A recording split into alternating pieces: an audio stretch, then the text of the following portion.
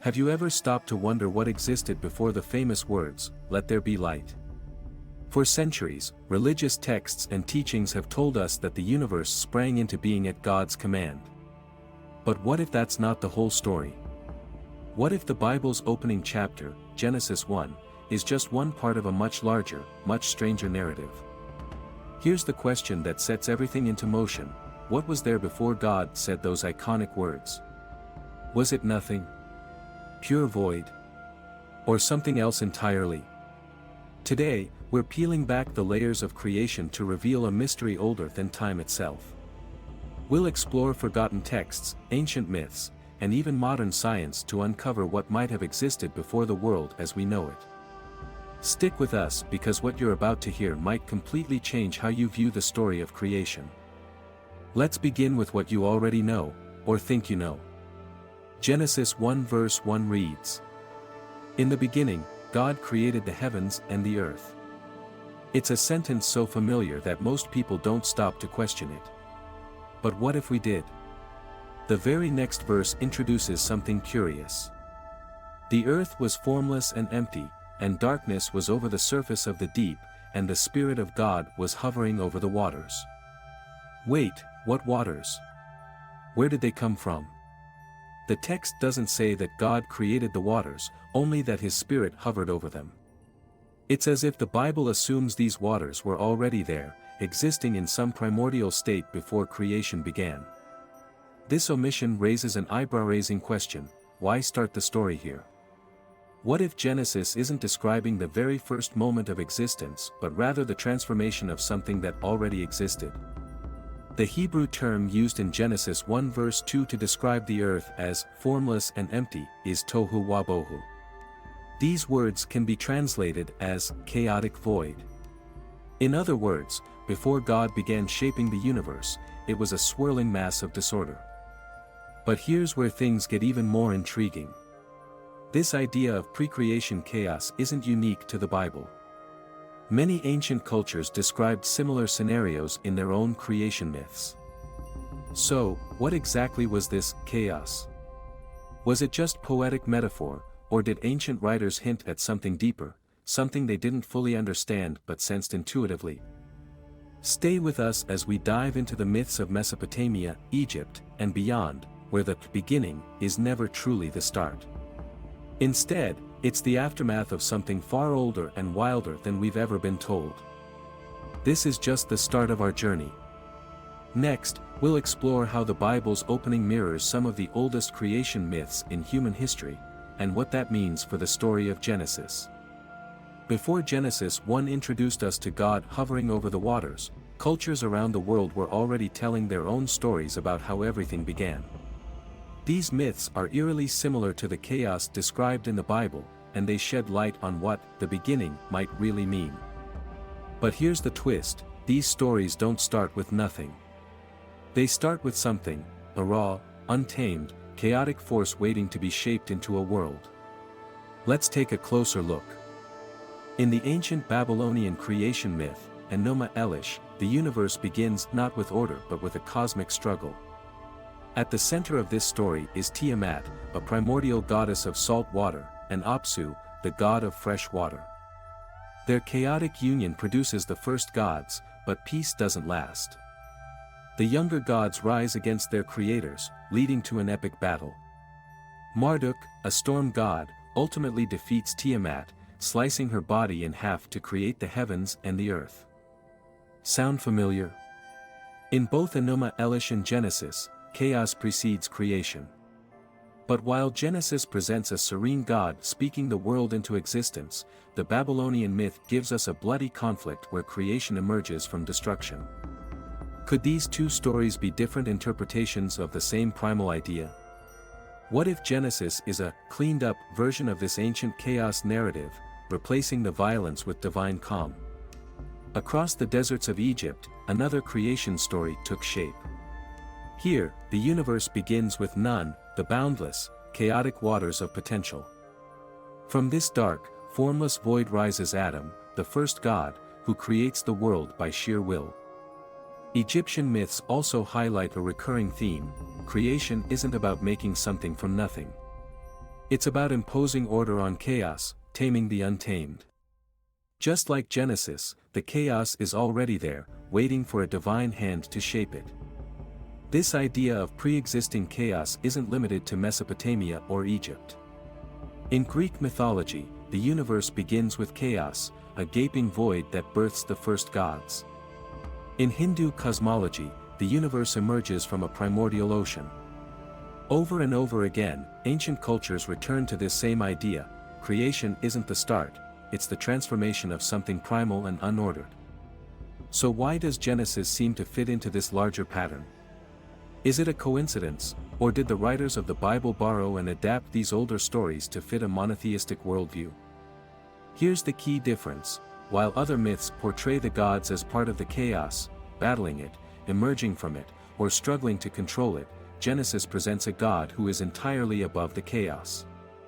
In Genesis, God doesn't fight or wrestle with primordial forces. He simply speaks, and the chaos bends to his will. Light appears. The waters separate. The earth takes shape. It's a radical shift in perspective, one that redefines the relationship between divinity and creation. The parallels between Genesis and ancient myths suggest something profound: the idea of a chaotic pre-creation isn't unique to the Bible. It's a universal human story, one that reflects our deepest questions about existence. But Genesis does something revolutionary: it simplifies the chaos, stripping it of its violence and multiplicity. Instead of many gods, we have one. Instead of a cosmic battle, we have the quiet authority of divine speech. This begs the question: was the chaos of Genesis inspired by these older myths? Or does it point to a shared memory of something real, a primal state that all cultures remember in their own way? The further we dig, the clearer it becomes that Genesis is only part of the puzzle. But what happens when we look beyond the Bible to texts the Church deemed too dangerous to include? If you think the biblical version of creation is mind-bending, wait until you hear what the Gnostics had to say. These early Christian mystics didn't just accept the story of Genesis, they turned it on its head. For the Gnostics, the chaos before creation wasn't a blank slate waiting for divine intervention. It was a prison, a deception, and the being who shaped it wasn't the benevolent God most people worship. Instead, they saw him as a flawed, arrogant figure, a jailer, not a liberator. Let's unravel this cosmic drama and see how the Gnostic perspective rewrites the story of creation. Central to Gnostic teachings is the idea of the demiurge, a lower divine being who mistakenly believes himself to be the ultimate God. According to the Gnostics, this demiurge is the creator described in Genesis, not the supreme, all-loving God, but a being blinded by his own arrogance. The demiurge creates the material world not as a gift, but as a trap. In Gnostic cosmology, the physical world is a cage designed to keep souls ignorant of their true divine nature. This flips Genesis on its head. The "let there be light" moment isn't an act of divine grace but the start of an elaborate deception. But where did this demiurge come from? The Gnostics believed he was the unintended creation of Sophia, a divine figure representing wisdom. In her desire to create independently of the supreme God, Sophia gave birth to the demiurge, a being who inherited her power but not her wisdom. Realizing her mistake, Sophia tries to guide humanity, planting sparks of divine truth within us. According to the Gnostics, every human soul contains a fragment of the true God's essence, a spark the demiurge desperately seeks to keep hidden. Does this sound far-fetched? Maybe. But it also offers a provocative interpretation of the chaos in Genesis. What if the formless void wasn't a blank slate but a flawed creation, one born of ignorance rather than divine perfection? Here's where things get really controversial. In the Gnostic retelling of Genesis, the serpent in the Garden of Eden isn't the villain, it's the hero. The serpent's temptation to eat from the tree of knowledge is seen as an act of liberation, not disobedience. By offering Adam and Eve the chance to gain wisdom, the serpent tries to free them from the demiurge's control. This radically changes the narrative. The fall of man becomes the rise of human awareness. The punishment for eating the forbidden fruit isn't justice, it's the demiurge's desperate attempt to maintain his dominance. To the Gnostics, the chaos in Genesis isn't just a lack of order, it's a deliberate design to trap humanity. The material world, with all its suffering, temptation, and distractions, keeps us from realizing our true spiritual potential. But the Gnostics believed in a way out. Through gnosis, a deep, personal knowledge of divine truth, humans could awaken to their higher reality, escaping the demiurge's grasp and returning to the true God. These ideas were so radical, so threatening to the established church, that the Gnostics were labeled heretics. Their texts were banned, their teachings suppressed, and their followers persecuted. But despite this, their ideas survive, hidden in texts like the Nag Hammadi Library and the Gospel of Thomas. These writings offer a starkly different vision of creation, one that challenges everything we think we know about the universe, God, and our place within it. When viewed through the Gnostic perspective, Genesis becomes a cosmic courtroom drama. The chaos before creation isn't just disorganized, it's corrupted. The Creator isn't all-powerful, he's flawed. And humanity's journey isn't about obedience, it's about waking up. So, what do we make of this? Is the Gnostic vision a distorted interpretation of Genesis, or does it reveal truths the Church didn't want us to see? We've journeyed through Genesis, ancient myths, and Gnostic reinterpretations, but now it's time to pivot toward the modern lens. What does science have to say about the chaos before creation? Could the scientific view of the universe's origins align with, or even validate, these ancient stories? Buckle up, because this is where the lines between science and spirituality start to blur, revealing a cosmic narrative that's just as mind-bending as anything in Genesis or Enuma Elish. Let's begin with one of the most profound concepts in modern physics, the quantum vacuum. Unlike the empty void we might imagine, the quantum vacuum isn't nothing. It's a seething field of potential energy, a chaotic soup of virtual particles popping in and out of existence. Sound familiar? This chaotic, energetic nothingness echoes the primordial chaos described in both ancient myths and Genesis.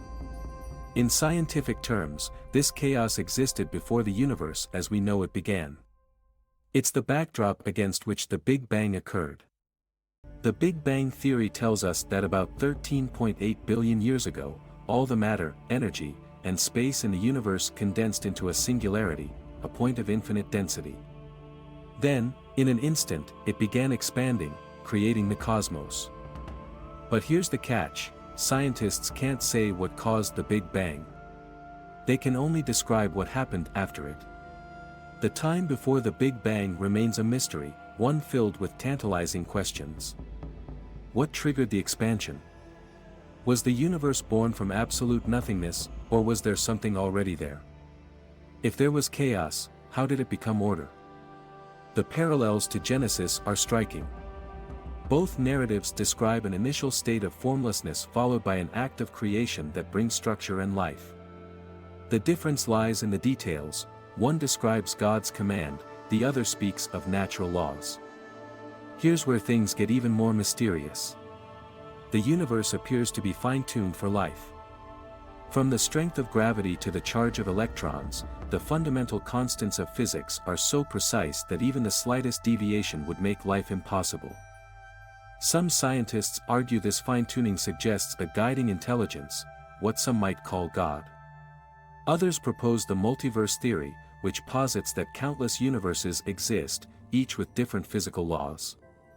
In this view, we just happen to live in the one where everything aligns perfectly. But what if this fine-tuning is the scientific equivalent of God saying, "Let there be light"? Could the order we see in the universe today be the culmination of a process that began in chaos? Another key concept in modern science is entropy, the tendency of systems to move from order to disorder over time. Yet, paradoxically, the universe began in a state of maximum entropy, chaos, and has evolved toward increasing complexity and order. This reversal mirrors the creation stories we've explored, where divine or cosmic forces shape chaos into a structured world. It's as if the universe itself is following the same narrative arc found in Genesis and other myths: chaos gives way to creation, disorder births order. While the quantum vacuum and the chaos of Genesis might seem worlds apart, they share a common theme: potential. Both describe a state brimming with possibilities, waiting for something, or someone, to shape them. In science, that shaping force might be the laws of physics. In the Bible, it's God's word. But what if these are two sides of the same coin? What if the chaos described in Genesis is humanity's ancient way of understanding what modern physics is only beginning to uncover? Finally, consider this: some physicists argue that the universe has no beginning at all. Instead, it might exist in a cyclical pattern, with big bangs and big crunches endlessly repeating. If that's true, then Genesis isn't describing the first creation, it's describing a creation, one iteration in an infinite cosmic cycle. This idea aligns with certain ancient myths, which see creation as an ongoing process rather than a singular event. As we weave together ancient myths, Gnostic ideas, and scientific theories, one thing becomes clear: the chaos before creation is far from simple. Whether you call it the quantum vacuum, the primordial waters, or tohu wa bohu, this chaos holds the key to understanding where we came from, and perhaps where we're headed. But here's the real question: does the chaos of science diminish the divine, or does it reveal the true complexity of God's creation? What if chaos isn't something to be feared or tamed, but rather the very essence of creation itself? Across myth, religion, and science, chaos has always been seen as the starting point, a messy, unpredictable force that gives birth to order. But here's the twist: what if chaos isn't just the beginning? What if it's the engine driving everything, even now? In this chapter, we'll explore how chaos might be more than just a prelude to creation. It could be the creative force that shapes existence, one unpredictable moment at a time. Let's return to the myths we've discussed. Whether it's the waters of Nun in Egyptian cosmology or the chaotic void of Tohu wa Bohu in Genesis, chaos isn't portrayed as empty or dead. Instead, it's teeming with potential, a fertile ground from which life and order emerge. This idea challenges the common perception of chaos as destructive. In these myths, chaos isn't a villain, it's the raw material for creation. Without it, nothing would exist. Even the violent chaos of Enuma Elish has this dual nature. While Tiamat's destruction is brutal, her body becomes the foundation of the world. Chaos, it seems, is both destroyer and creator. In the 20th century, scientists began studying chaos not as a philosophical concept but as a mathematical reality. Chaos theory revealed that what appears random and chaotic often has an underlying order. Take a simple example: the weather. It's famously unpredictable, but weather patterns follow certain rules. Small changes in initial conditions, a butterfly flapping its wings, can lead to massive effects, like a hurricane on the other side of the world. This phenomenon, known as the butterfly effect, demonstrates that chaos isn't the absence of order, it's a deeper, more complex form of it. So, how does chaos drive creation? Look at nature. Evolution, one of the most profound creative forces, relies on chaos. Random mutations in DNA, coupled with the pressures of natural selection, lead to the diversity of life we see today. Chaos also fuels human creativity. Think about art, music, or innovation. The best ideas often emerge from disorder, trial and error, happy accidents, and moments of inspiration that defy logic. In this sense, chaos is a catalyst. It disrupts the status quo, forces change, and opens the door to new possibilities.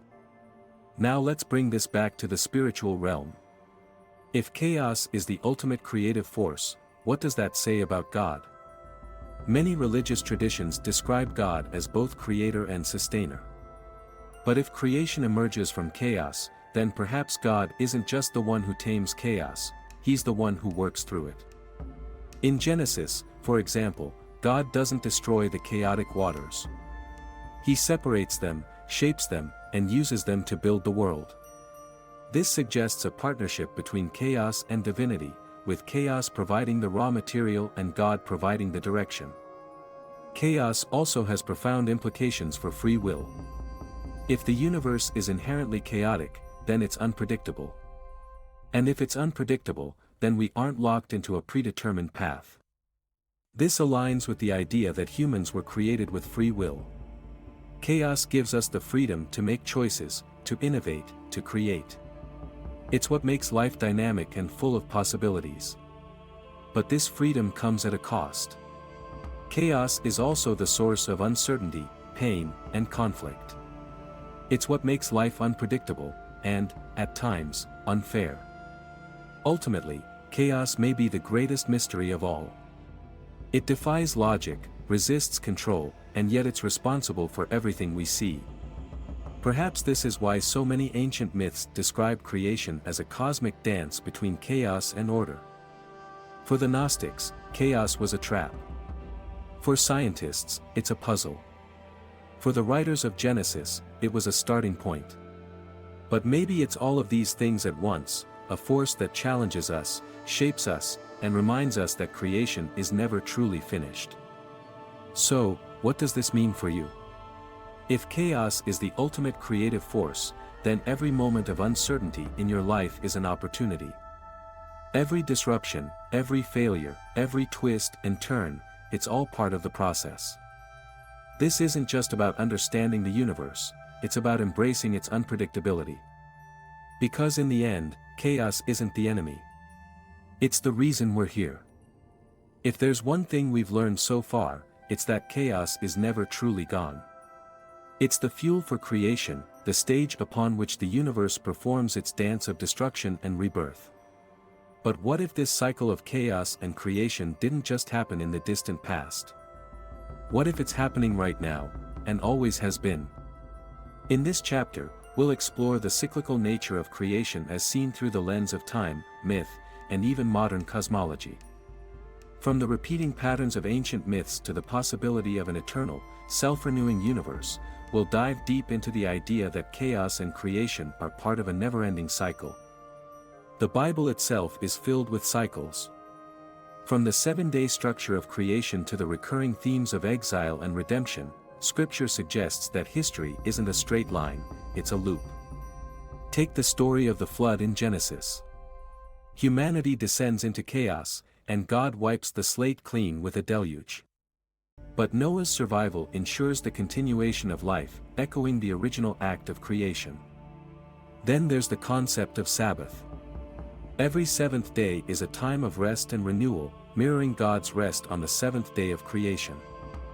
This cyclical rhythm of work and rest reflects a deeper truth: life is built on patterns of beginnings, endings, and fresh starts. This idea of cycles isn't unique to the Bible. In Hindu cosmology, time is divided into vast epochs called yugas, which repeat endlessly. The universe is created, sustained, and destroyed, only to be created again in an eternal loop. The Mayans, too, believed in cyclical time. Their calendar didn't predict an end of the world, as some claimed in 2012, but rather the end of one cycle and the beginning of another.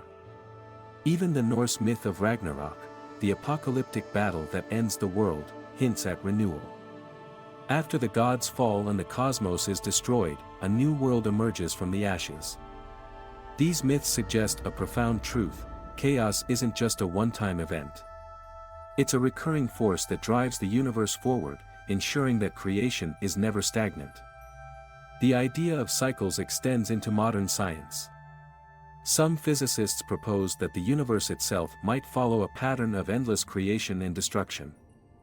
One theory is the Big Bounce, which suggests that the universe didn't begin with a singular Big Bang but with a series of expansions and contractions. In this model, the universe collapses in on itself in a Big Crunch, only to explode outward again in a new Big Bang. If true, this means that the chaos before creation isn't a one-time event. It's a recurring process, with each cycle giving rise to a new cosmos, new possibilities, and new forms of life. These grand cosmic cycles aren't just out there in the universe, they're reflected in our own lives. Think about it: how often do we experience personal chaos followed by renewal? A breakup leads to self-discovery. A lost job opens the door to a new career. A failure becomes the foundation for success. These moments of disruption are painful, but they're also transformative. It's as if our lives are microcosms of the universe itself, constantly moving through cycles of chaos and creation. The Bible often presents time in two ways: chronos, linear time, and kairos, divine time. While chronos marches forward, kairos is cyclical, representing moments when God intervenes, reshaping the flow of history. Creation itself is a kairos moment, a divine interruption that brings order from chaos. And perhaps these moments don't just happen once. Perhaps they're woven into the fabric of existence, recurring throughout time. If chaos is part of an eternal cycle, then it didn't end with Genesis. It's still with us, shaping our world, our lives, and our futures. Every storm, every earthquake, every disruption in our personal or collective lives is a reminder that chaos isn't the enemy. It's the precursor to something new. This isn't just a poetic idea, it's a call to embrace the unpredictability of life. Because if chaos is inevitable, then so is creation. And every ending is just a new beginning waiting to unfold. We've traveled through the myths of ancient civilizations, the insights of Gnostic teachings, and the revelations of modern science. Now, it's time to bring it all home. What does it mean to live in a world shaped by chaos and creation? This chapter is about us, about how understanding the cycle of chaos and creation can change the way we see ourselves, our struggles, and our purpose in the grand story of the universe. If there's one thing we've learned, it's that chaos is unavoidable. It's woven into the fabric of the universe, from the quantum level to the cosmic scale. It's present in every storm, every upheaval, and every unexpected turn in our lives. But here's the good news: chaos isn't just destruction. It's also opportunity. Think about the moments in your life that seemed like the end of the world. Maybe it was a heartbreak, a failure, or a loss. At the time, it felt like pure chaos, disorder with no rhyme or reason. But looking back, those moments often led to growth, reinvention, and new possibilities. This is the dual nature of chaos: it breaks us down, but it also builds us up. It clears the ground for something new to take root.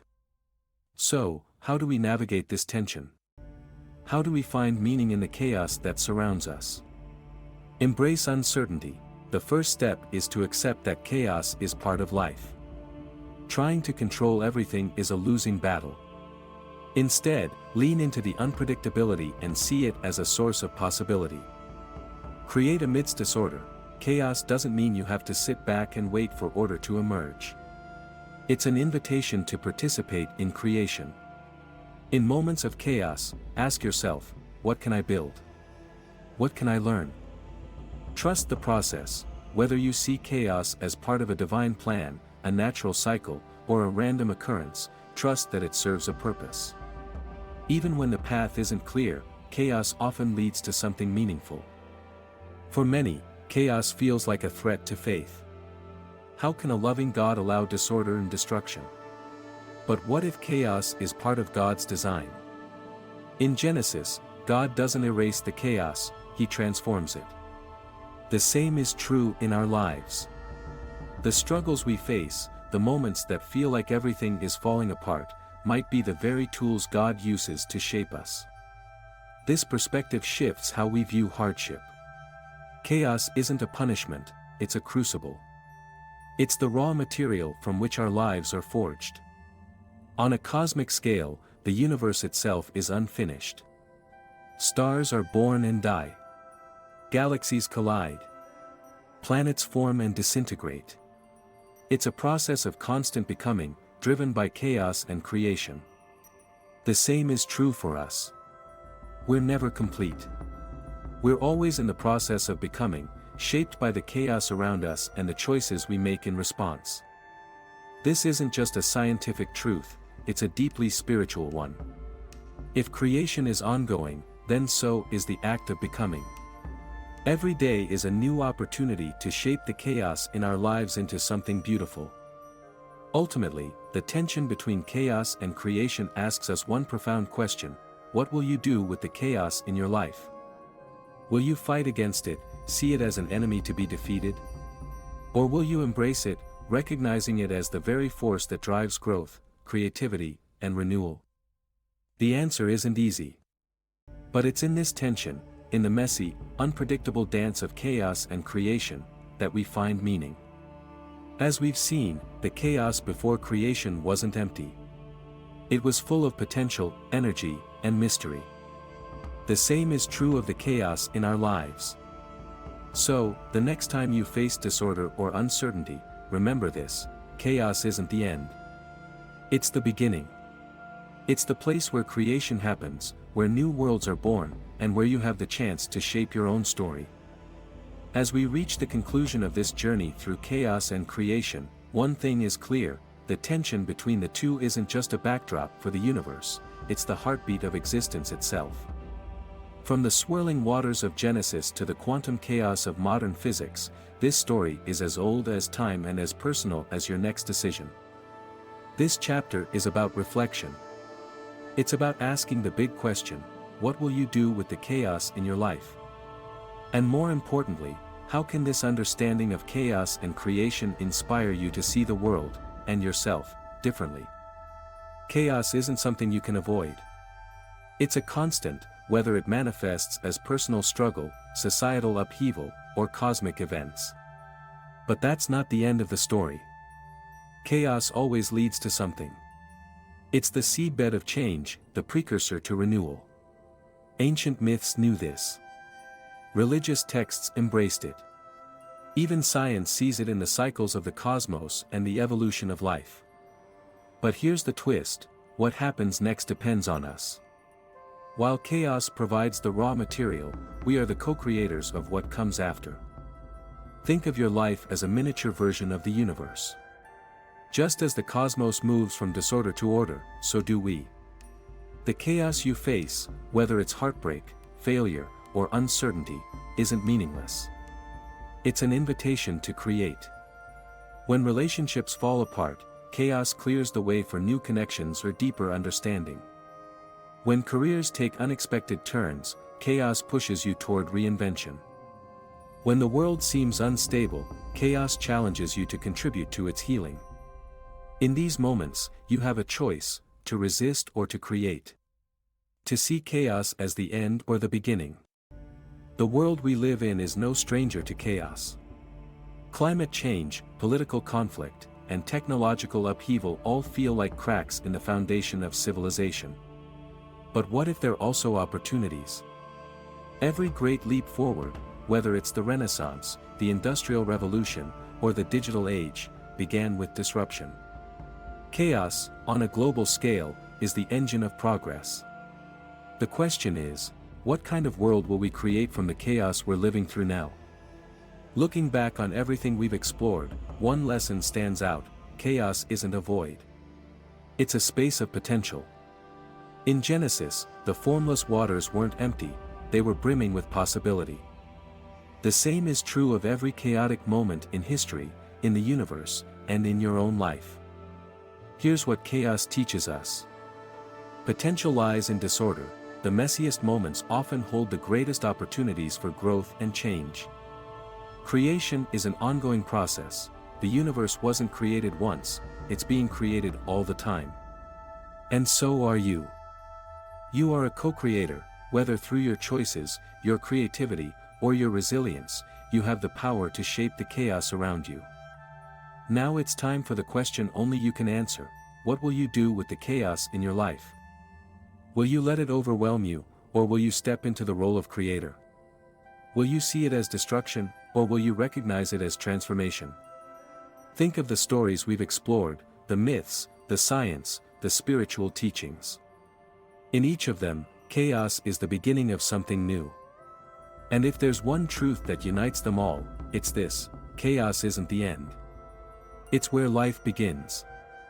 As this journey comes to an end, remember, the chaos before creation wasn't empty, and neither is yours. It's full of potential, waiting for you to shape it. The universe is unfinished, always becoming, always creating. And so are you. The only question left is, what will you create next? Thank you so much for watching this video and taking the time to explore this fascinating story with us. If you enjoyed this content, please don't forget to like, comment, and subscribe. Your support means the world to us, and God bless us all.